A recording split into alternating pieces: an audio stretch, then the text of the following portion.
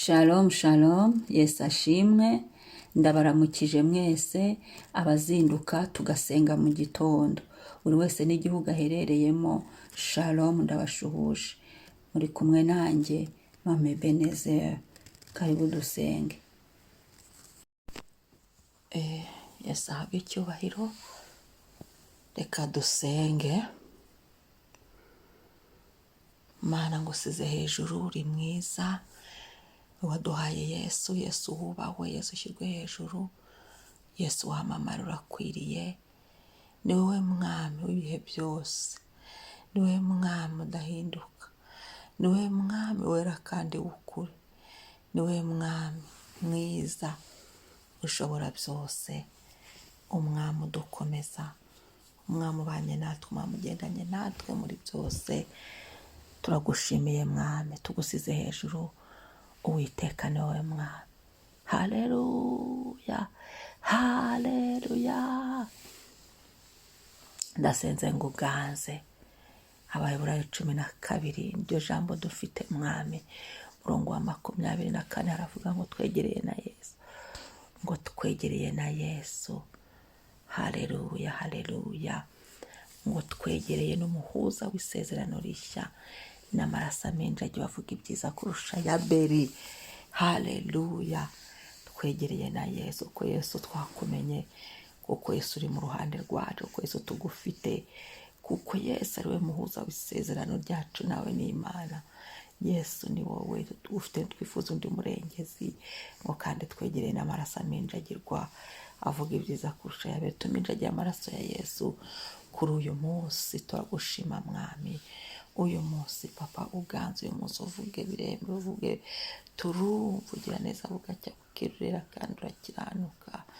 Ushima, ushima, ushima, ushima, ushima, ushima igitare cyacu, kuko ari wowe wenyine w'iyo rizima ryanzwe n'abubatsi, ariko ku Mana ryari ryaratoranijwe. Haleluya, turagushimiye. Gumya rero uganze uyu munsi, ukomeze ukore mu masezerano, ukoremo mu izina rya Yesu. Tumenye amaraso ya Yesu, tuminjagiye amaraso Yesu mu nzira zacu, mu bigega byacu, byozwe kandi bihumanurwe, byozwe kandi bikureho igitava ku mwuka w'Imana cyose, mu izina rya Yesu. Haleluya, haleluya. Mu izina rya Yesu, imibiri yacu tuyiminjagiye amaraso ya Yesu Kristo. Ubugingo bwacu burindwe, amazina yacu tuyaminjagiye amaraso ya Yesu. Mu izina rya Yesu turatuye ubushobozi bwe bugenda mu izina ryawe Yesu. Ukore imbaraga zawe zo mu izina ryawe Yesu twamenye, zikore mu izina rya Yesu Kristo. Uhoraho ganza, uhoraho tegeka, uhoraho shimwa, uhoraho ni wubahwe, uhoraho ni wamamare, uhoraho uri mu ruhande rwacu, ntacyo tuzaba ntituzanyeganyezwa. Haleluya, ndasenze rero ngo uganze, ube mu ruhande rwa buri wese, kandi amaraso yawe Yesu agumye akora imirimo, agumye atuvugire, agumye avugire mwami Yesu kuri buri wese mwami. Uyu munsi amaraso yawe Yesu yitamurure mu izina rya Yesu. Ngo mwegere n'amaraso aminjagiwe avuga ibyiza. Amaraso Yesu tuvugira ibyiza, sobanura abo turi bo, turishinganishije mu kiganza cyawe mwami. Uhereye none izina rya Yesu rikuzwe kugeza iteka ryose. Uhereye none izina rya Yesu ryubahwe kugeza iteka ryose.